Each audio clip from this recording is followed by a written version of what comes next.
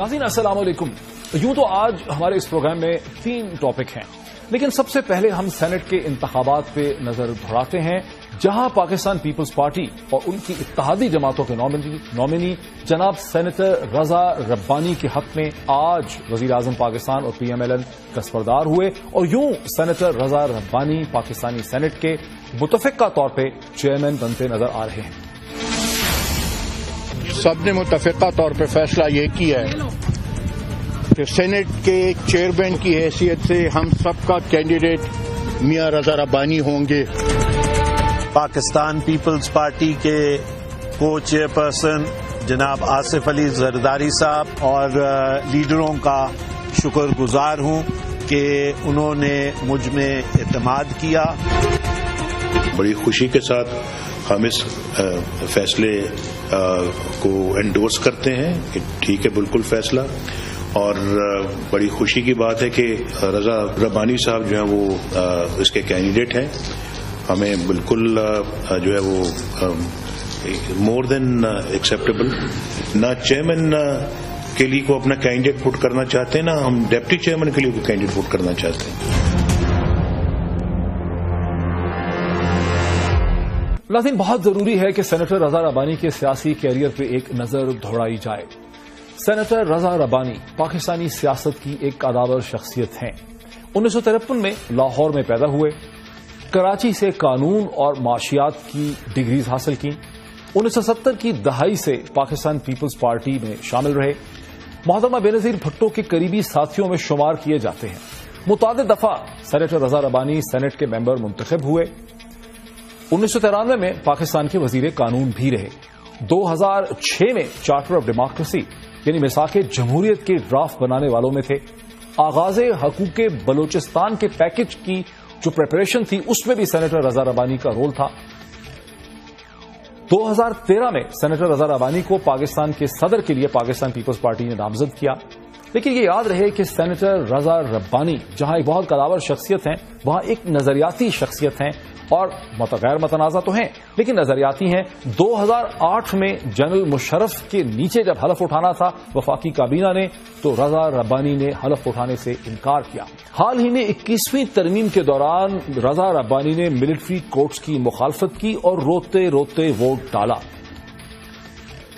लेकिन क्या सेनेटर रजा रब्बानी की सिलेक्शन जो है वो उतनी ही मफाहमत की पॉलिटिक्स पर मबनी थी जितनी ये सियासतदान हमें बताना चाह रहे हैं? वजीर आजम पाकिस्तान जनाब मियां मोहम्मद नवाज शरीफ साहब ने जनाब मियां रजा रब्बानी साहब को कंसेंसस मुतफिका उम्मीदवार करार दिया, जो शायद पाकिस्तान की तारीख में, पार्लियामेंट की तारीख में पहली दफा हुआ कि कोई चेयरमैन जो है इस तरह उसका इंतखाब हुआ होगा। नाज़रीन, लीजिए जरा बहस की तरफ चलते हैं। गुज़िश्ता दिन कल जब हम इस पे बात कर रहे थे तो दुनिया के एग्जीक्यूटिव एडिटर दुनिया न्यूज के जनाब सलमान गनी साहब हमारे साथ थे। एक दफा फिर हमने सलमान गनी साहब को आज दावत दी है, क्योंकि कल उन्होंने ये दावा किया था, इशारा किया था उन्होंने कि रजा रब्बानी पे जाके इत्तफाक होगा। जनाब गनी साहब अस्सलाम वालेकुम। जी वालेकुम अस्सलाम। साहब, क्या वजह थी कि आपको बहुत ही एहतमाद था कि सेनेटर रजा रब्बानी पे एक मफाहमत होगी या उन पे एक एग्रीमेंट हो जाएगा? क्या वजह थी? देखिए डॉक्टर साहब, रजा रब्बानी की सियासत जो है और पीपल्स पार्टी की सियासत खास तौर पे 1973 के आइन के हवाले से बड़ी वाज़ेह थी कि सियासी जदोजहद थी, और उसके बाद मैंने देखा कि डिक्टेटरशिप के हवाले से पीपल्स पार्टी ने बाज़ औक़ात लचक का मुजाहरा किया, लेकिन रजा रब्बानी इस हवाले से कभी उन्होंने लचक नहीं दी थी। और नवाज शरीफ साहब के एहसासात और जज्बात उनके हवाले से क्या थे वो मैं जानता था। आपको याद होगा कि पहले आसिफ जरदारी साहब की तरफ से नाम आ रहा था, रहमान मलिक साहब का, और हुकूमती हल्के हासिल बजंजो का जिक्र कर रहे थे। मैं उस वक्त भी समझता था कि कंसेंसस एक शख्स पे होगा, इसलिए कि पाकिस्तान की सियासत अब किसी किस्म की बहादुरी, तनाव और कशमकश की मुतम्मल नहीं हो सकती। और मैंने आपको एक दलील दी थी कल کہ جب یہ کنسنسس ہونے جا رہا تھا اس میں عمران خان شامل نہیں تھے، عمران خان سے کسی نے رابطہ نہیں کیا تھا، اس کا مطلب کہ ان کے درمیان اتفاق رائے تھا۔ اور میں نے آپ کو وثوق سے کہا تھا کہ نواز شریف صاحب نے زہرانے کی دعوت اس لیے دی ہے کہ ایک کنسنسس کینڈیڈیٹ سامنے آ رہا ہے جس کا اعلان پرائم منسٹر نواز شریف کریں گے، اور نواز شریف صاحب نے کیا۔ اب میں آپ کو ایک اور خبر دیتا چلوں کہ پرائم منسٹر ہاؤس سے بلوچستان کی سیاسی قیادت کو وہ اختیار منتقل کر دیا گیا ہے جو آج کے زہرانے میں پرائم منسٹر صاحب کو دیا گیا تھا کہ وہ ڈپٹی چیئرمین سینٹ وہ اس نامزد کریں گے۔ انہوں نے یہ اختیار بلوچستان میں منتقل کر دیا محمود خان اچکزئی کو، حاصل بزنجو کو، اختر مینگل کو اور ثناء اللہ زہری کو، اور یہ بھی کہہ دیا ہے کہ جو ڈپٹی چیئرمین کا کینڈیڈیٹ ہوگا وہ مسلم لیگ نون سے نہیں ہوگا، وہ محمود خان اچکزئی کا نہیں ہوگا۔ یہ 4 کینڈیڈیٹ ہیں، حاصل بزنجو ہیں اس میں ڈاکٹر جہاں زیب ہیں، اس میں روبینہ صاحبہ ہیں اور ایک اور صاحب ہیں، اور اس میں سے جو مؤثر کینڈیڈیٹ سامنے آ رہے ہیں اب مولانا عبدالغفور حیدری، یہ 4 لوگ ہیں۔ ان میں سے جو کینڈیڈیٹ میں سمجھتا ہوں کہ عبدالغفور حیدری اور ڈاکٹر جہاں زیب میں سے ایک ڈپٹی چیئرمین ہوگا، اور یہ اختیار انہوں نے بلوچستان کی پولیٹیکل لیڈرشپ کو دیا ہے، وہ پرائم منسٹر ہاؤس کو اگلے 24 گھنٹے میں۔ جی سلمان صاحب یہ تو بڑا اچھا کیا، سلمان صاحب یہ تو آپ نے بڑا اچھا کیا کہ آپ نے ایک پریڈکشن ایک پیشن گوئی کر دی ہے ڈپٹی چیئرمین کے حوالے سے، اور ہمارے ناظرین نے اب اس کو دیکھ لیا ہے، اس کو سن بھی لیا ہے۔ لیکن میں اس چیز پہ آتا ہوں جہاں آپ کہہ رہے ہیں کہ نواز شریف صاحب جو تھے وہ پسند کرتے تھے رضا ربانی صاحب کو۔ ہم یہ دیکھتے ہیں اس کو ایسے بھی تو دیکھا جا سکتا ہے، میرے ہاتھ میں ایک ٹیبل ہے جس میں سینٹ کی پارٹی پوزیشن ہے، ایک ٹیبل ہے نواز شریف صاحب اور ان کے اتحادی جماعتوں کا ایک ٹیبل ہے۔ میں چاہوں گا کہ پروڈیوسر صاحب اس کو اسکرین پہ بھی دکھا دیں۔ سلمان غنی صاحب پی ایم ایل این کے پاس اپنی 26 جہاں ان کے پاس ووٹ تھے، اور اپنے سارے اتحادی Pakhtunkhwa Milli Awami party, national party, B N P A, P M L F, B N P M, یہ سب ملا کے ٹوٹل 36 ووٹ جو ہیں وہ میاں نواز شریف صاحب اور ان کے اتحادیوں کے پاس تھے۔ جبکہ ہم دیکھتے ہیں کہ آصف علی زرداری صاحب اور ان کے اتحادیوں کے پاس، جس میں متحدہ قومی موومنٹ ہے، عوامی نیشنل پارٹی ہے، جے یو آئی ایف ہے، پی ایم ایل کیو ہے، 52 ووٹ ان کے ہاتھ میں تھے، اور نواز شریف صاحب اور ان کی پارٹی نے ہر طرح کا زور لگایا کہ کسی طرح سے مولانا کو وہاں سے توڑ لیں۔ اگر متحدہ کے ساتھ بات کی، 17 برس کے بعد متحدہ قومی موومنٹ سے بات کی، ایون چودھریوں کے ساتھ کانٹیکٹ کیا، چودھری گجرات کے ساتھ کانٹیکٹ کیا، تو پھر آپ یہ بلا کیسے کہہ سکتے ہیں کہ نواز شریف صاحب نے مائنڈ بنایا تھا؟ یہ مفاہمت کی سیاست ہے، ہمیں تو اس کو اس طرح سے دیکھنا چاہیے۔ یہ تو ایک پازیٹو اسپن لگتی ہے سلمان صاحب، ہمیں تو یہ دیکھنا چاہیے کہ آصف علی زرداری صاحب نے اپنے کارڈز بہتر کھیلے، ان کا بہتر الائنس تھا، انہوں نے نواز شریف صاحب کو آؤٹ سمارٹ کیا۔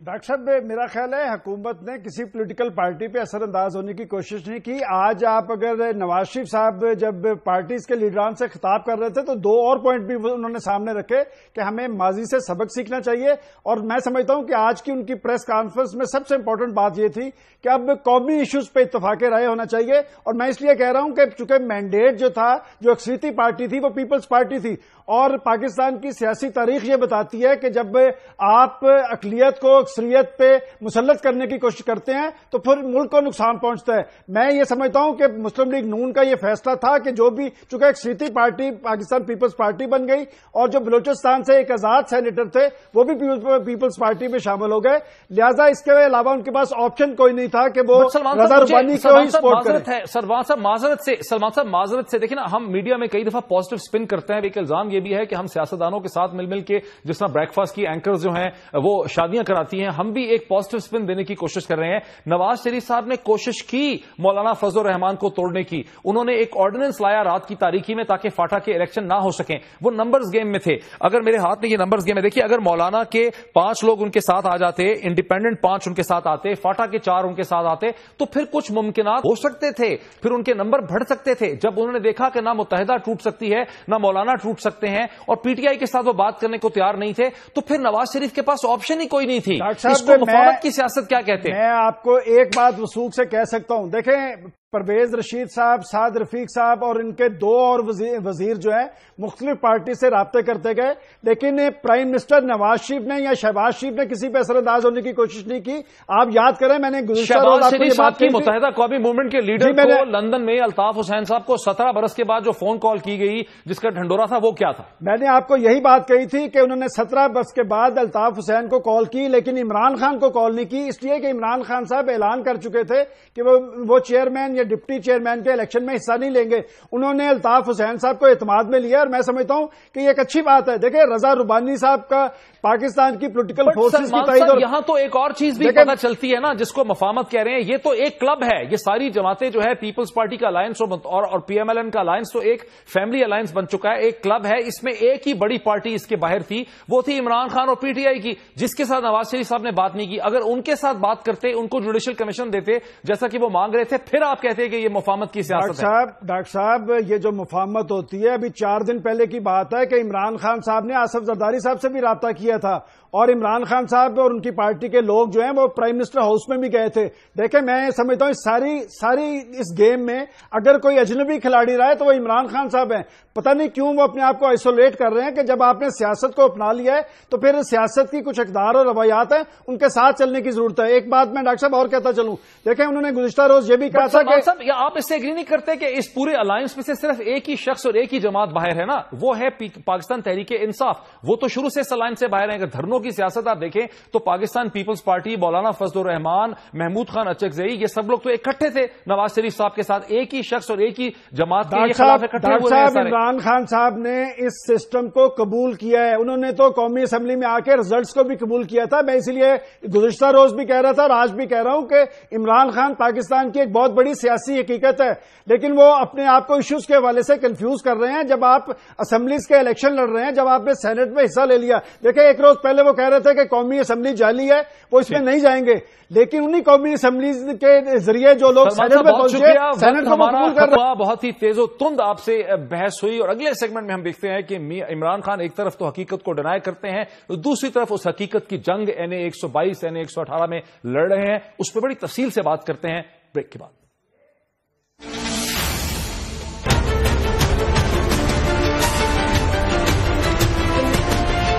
इंशाल्लाह ये 2015 इलेक्शन का साल है। अनकरीब आपके सामने रिजल्ट्स आएंगे जो नादरा के अंदर केस।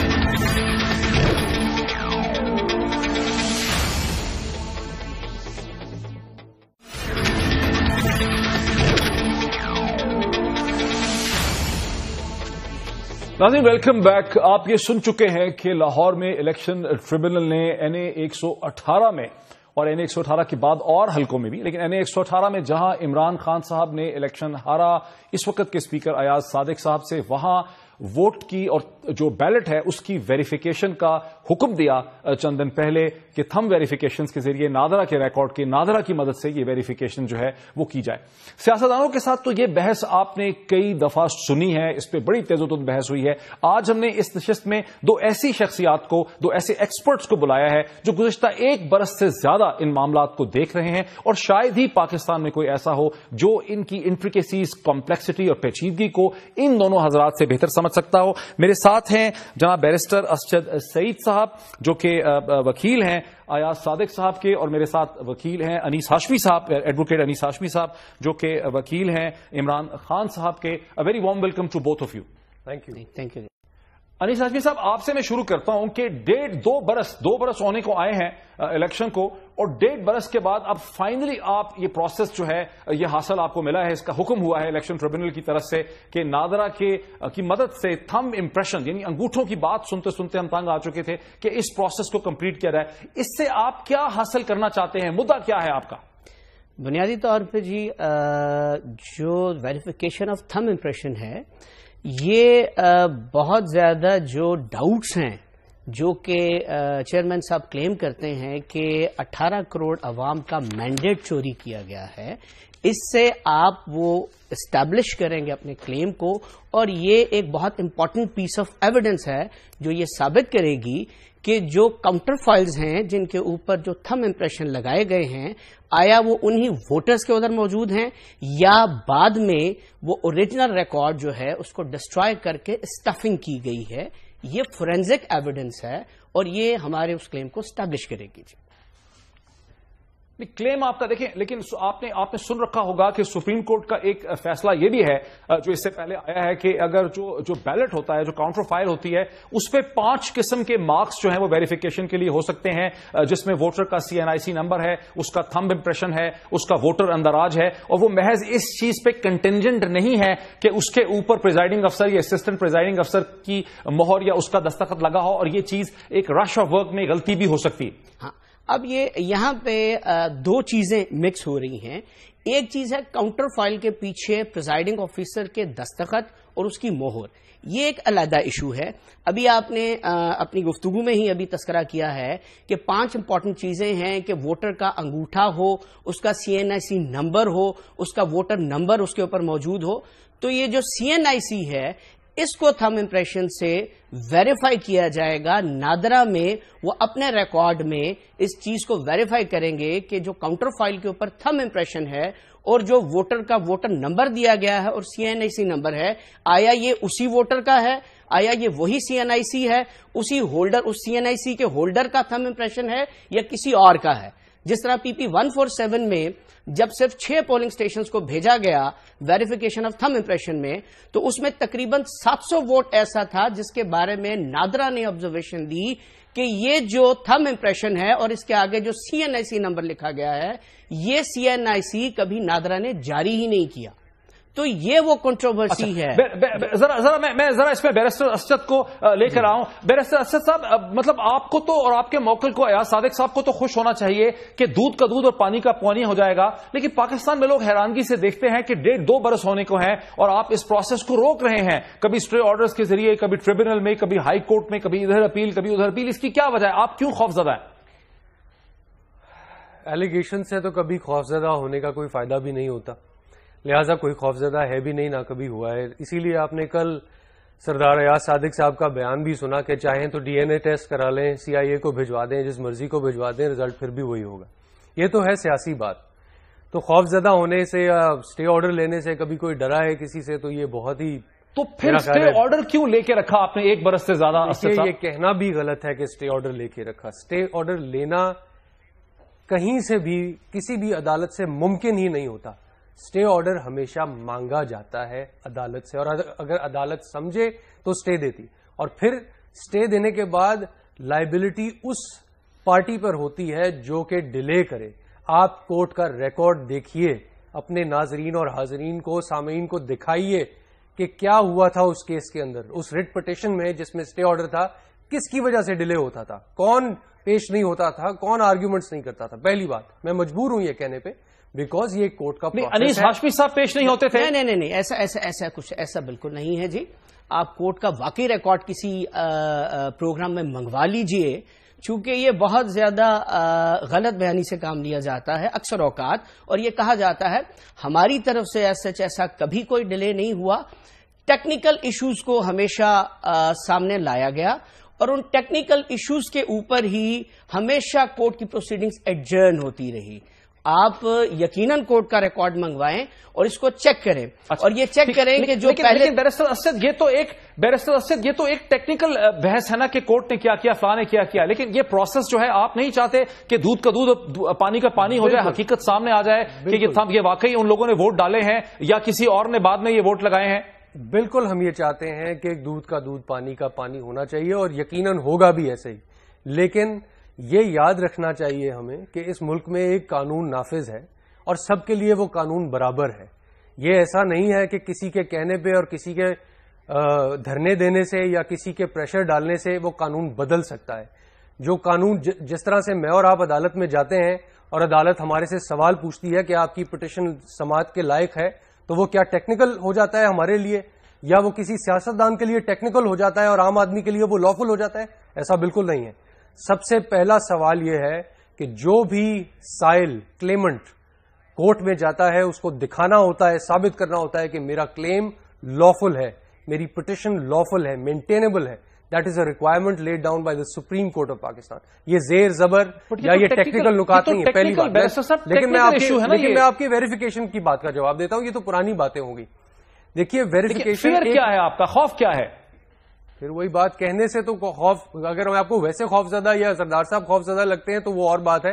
لیکن کسی کے کہنے سے تو خوف زدہ کوئی ہو نہیں جاتا.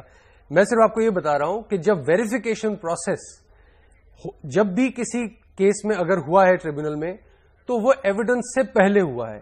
عمران خان صاحب went for the stars, he shot for the stars straight ahead. انہوں نے پٹیشن فائل کی سیکشن 46 کے تحت اور کہا کہ مجھے لوکل کمیشن اپوائنٹ کر کے دیا جائے, بیگز کھولیں, دھاندلی سامنے آ جائے گی. دیٹ واز دا کلیم, اگر آپ کو یاد ہو. ٹھیک, that was the claim laid down by the chairman. ایک بریک لیتے ہیں, میں چاہوں گا بریک کے بعد تفصیل سے ایکسپلین کریں. ہم ایک بریک لیتے ہیں ناظرین, بریک کے بعد اگلے سیگمنٹ میں اسی پوائنٹ سے ڈسکشن کو آگے بڑھاتے ہیں.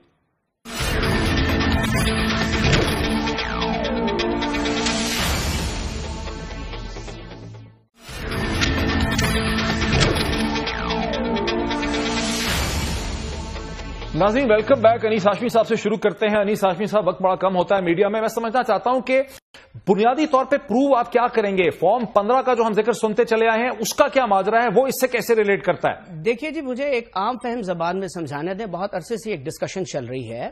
دو چیزیں ہوتی ہیں, یہ فارم 15 ہے اور اس سے پہلے ایک چیز ہوتی ہے پیکنگ انوائس, جہاں سے یہ الیکشن شروع ہوتا ہے. پیکنگ انوائس کو یو کین کیا ہوتی؟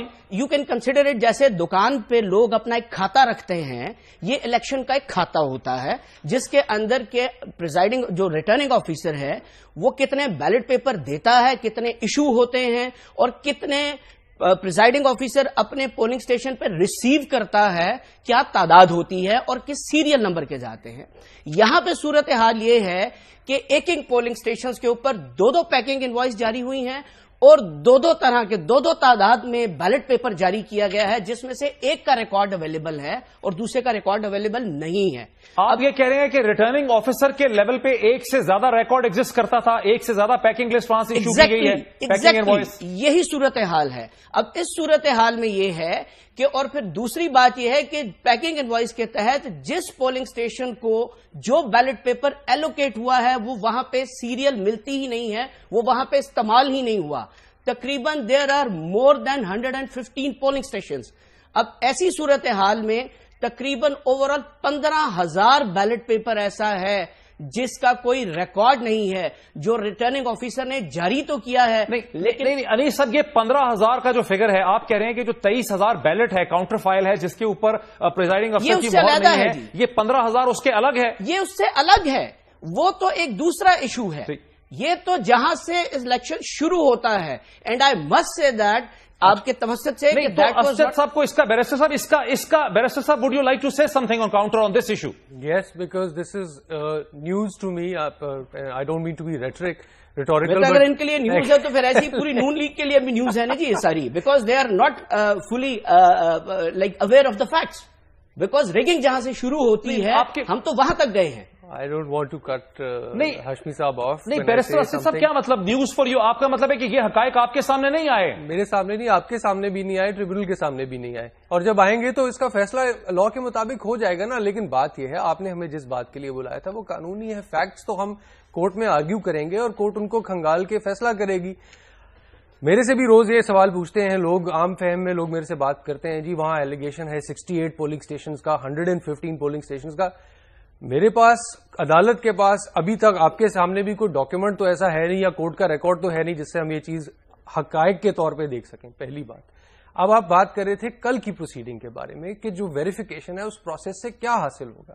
میں اس کا جواب آپ کو یہ دے رہا تھا کہ جب کمیشن کی رپورٹ آ گئی ہوئی ہے اور ویریفیکیشن پورے ریکارڈ کی ہو گئی ہوئی ہے تو اس کے بعد اس ایکسرسائز کا مقصد اس لیے نہیں ہے بیکاز سارے تمام کیسز میں جہاں بھی ویریفیکیشن آف تھم امپریشن ہوئی وہ لوکل کمیشن کی رپورٹ مانگنے سے پہلے ہوئی, اور اس رپورٹ کے آنے کے بعد جب انہوں نے جرا کی, عمران خان نے جب جرا کی اور ہم نے جب جرا کی ان کی شہادت ان کی وٹنسز پہ, اس کے بعد ہم دونوں پارٹیوں نے اپنی ایویڈنس کلوز کر دی ہے. یہ بات سمجھنے کی کوشش کریں کہ ایک سیکنڈ سر, جب دو پارٹی اپنی بات کمپلیٹ کر لینے بات کمپلیٹ کر لینے بات مجھے کمپلیٹ کر لینے, پالیٹیشین نہیں ہے, ہم وکیل ہیں. آپ نے ایویڈنس کلوز کی ہے اپنی, صورتحال یہ ہے آپ نے اپنی ایویڈنس کلوز کی ہے کہ نہیں. قانون کے مطابق دیکھیں, ہمارا کام ہے کہ اگر ہم نے حقائق بیان کرنے ہیں قانون کے مطابق بھی تو ہم صحیح بات کریں.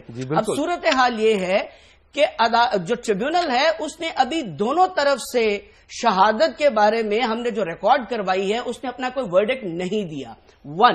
دوسری بات یہ ہے کہ یہ جو الیکشن پروسیس ہوتا ہے it's entirely based on record, جہاں پہ یہ 46 کو ویریفیکیشن آف تھم امپریشن سے یہ مکس اپ کرتے ہیں, کنفیوز کرتے ہیں, یہاں پہ عوام کے لیے بھی کنفیوژن ہوتی ہے. 46 میں صورتحال یہ ہوئی ہے کہ تمام کا تمام ریکارڈ سیگریگیٹ ہوا ہے اور علیحدہ ہوا ہے, چونکہ یہاں پہ حالت یہ تھی کہ این اے کا ریکارڈ پی پی کے تھیلوں میں تھا اور پی پی کا ریکارڈ این اے کے تھیلے میں تھا. این اے 122 کے اندر سے این اے 124 کے بیلٹ پیپرز نکلے ہم تھیلوں میں سے. تو 46 جو ہے, میرا یہ خیال ہے کہ 46 کو اگر دوبارہ غور سے دیکھ لیا جائے تو میرا خیال ہے دونوں کے لیے بہتر ہوگا, ان کے لیے زیادہ بہتر ہوگا اسد صاحب کے لیے. 46 جو یہ کہتے ہیں انیس ہاشمی صاحب, یہ جو بہت سے فیکٹس کہہ رہے ہیں, بیرسٹر صاحب یہ جو بہت سے فیکٹس کہتے ہیں انیس ہاشمی, آپ ان کو ڈسپیوٹ کرتے ہیں, آپ یہ کہتے ہیں کہ یہ حقائق پہ مبنی نہیں ہے, یہ جھوٹ بول رہے ہیں, یہ غلط بیانی کر رہے ہیں, کیا آپ کا موقف کیا ہے اس کے بارے میں؟ میں بالکل دیکھیے ہم وکلا ہیں, ہمارا بہت ہی ریسپیکٹیبل پروفیشن ہے, ہم سیاستدان نہیں ہیں, اس لیے ہم اس طرح بات نہیں کرتے. جب بھی کوئی وکیل دلیل دیتا ہے تو وہ اپنے فائل کو دیکھ کر ریکارڈ سے بات کرتا ہے, اس لیے جو بھی ہم آرگیو کریں گے وہ ہم کورٹ کے سامنے ریکارڈ سے کریں گے. ابھی جو یہ بات کہہ رہے ہیں میں اس کا جواب اس لیے نہیں دے سکتا بیکاز نہ ان کے پاس ریکارڈ ہے, نہ میرے پاس ہے, نہ ہم عدالت میں بیٹھے ہیں. مین جو آپ کے لیے, آپ کے ناظرین کے لیے جو امپورٹنٹ ایشو ہے وہ یہ ہے کہ وہ دیکھنا چاہتے ہیں کہ کیا اس کیس میں سچائی نکلے گی, کیا یہ کیس ختم ہو کر سچ سامنے آئے گا کہ نہیں آئے گا.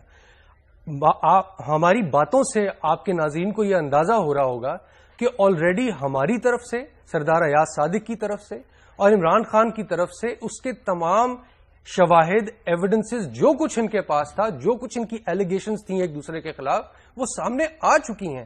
ہم بحث کے لیے تیار ہیں, تیار تھے, کورٹ میں آرگیومنٹس کے لیے فکس تھا کیس. لیکن پیکنگ انوائسز کی طرف, یہ جو پیکنگ انوائسز کی یہ بات کرتے ہیں, یہ کہتے ہیں کہ ایک سے زیادہ بھی آ چکی ہیں, وہ چیزیں ہیں. آپ کو کروں ڈاکٹر صاحب, بات یہ ہے کہ ابھی آپ کے سامنے اسد صاحب نے کہا, جو میں باتیں آپ کے سامنے کہہ رہا ہوں, یہ کہہ رہے ہیں یہ میرے لیے نیوز ہے. تو جب ان کے لیے یہ ایک نیوز ہے تو آپ اس چیز سے اندازہ لگا سکتے ہیں کہ ان لوگوں کو پورے حقائق کا پتہ ہی نہیں ہے. ہم تو وہ ایویڈنس نکال کے لائے ہیں, ہم تو وہ ایویڈنس کورٹ میں پیش کر رہے ہیں جن کی طرف میرا نہیں خیال کہ ان کا اپنا بھی ذہن جاتا تھا کہ شاید ہم وہاں تک پہنچ جائیں گے. چونکہ پیکنگ انوائس وہ چیز ہے جہاں سے یہ الیکشن شروع ہوتا ہے. اور اگر میں یہاں بیٹھ کے آپ سے یہ کہہ رہا ہوں کہ جناب that was not a rigged election, it was pre rigged election, meaning thereby کہ 15,000 بیلٹ پیپر ایک رات پہلے ہی ایسا جاری کر دیا گیا ہے جس کو بعد میں اسٹفنگ میں استعمال کیا گیا ہے. تو انیس ہاشمی صاحب اور بیرسٹر اسد سعید صاحب, ہمیں جوائن کرنے کا بہت شکریہ. یقیناً ان باتوں سے ہمیں یہ اندازہ ہوتا ہے کہ ابھی بہت سی حقائق عوام کے سامنے اور میڈیا کے سامنے آنے ہیں. بہت جلدی اس پہ ہم پھر بحث کریں گے. یہاں پہ ایک بریک لیتے ہیں اور بریک کے بعد آ کے دیکھتے ہیں کہ ممتاز قادری کے کیس میں اسلام آباد ہائی کورٹ نے جو فیصلہ دیا اس کے بارے میں کس قسم کی تنقید اور کس قسم کے ایشو سامنے آ رہے ہیں. After the break.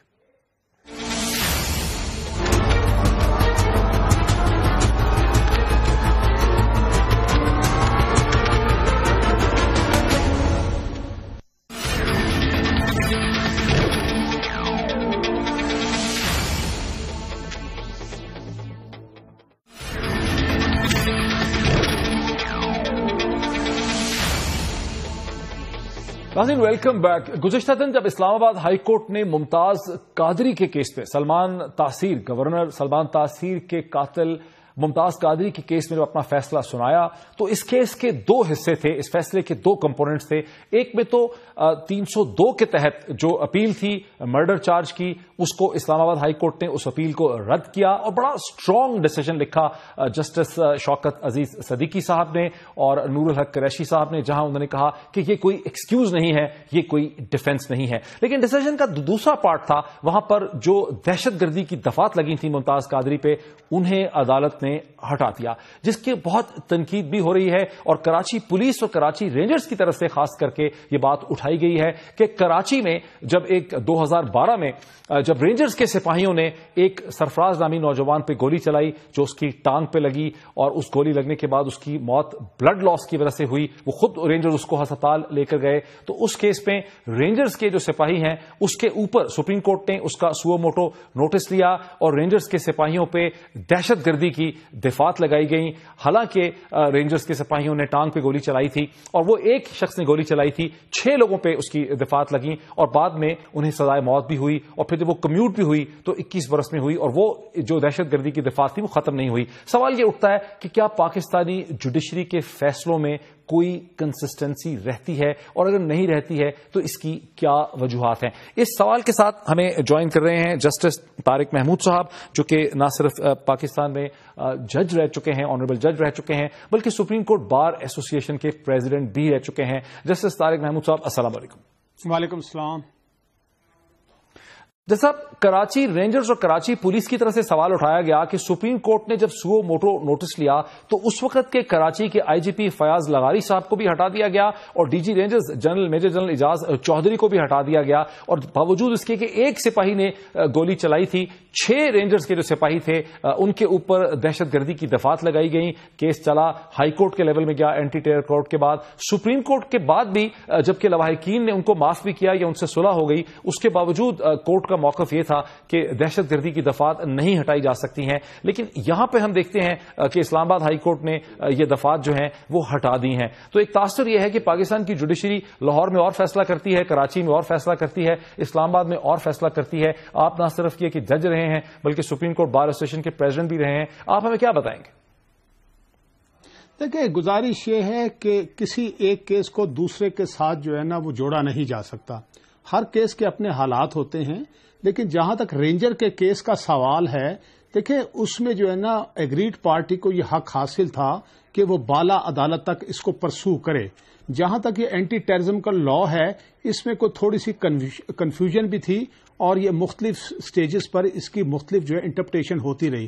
ایک بات تو آپ کو یہ عرض کروں کہ یہ شاید 15 اگست ہے 2002 یا اس کے بعد کی بات ہے کہ اس قانون میں ایک تبدیلی بھی کی گئی۔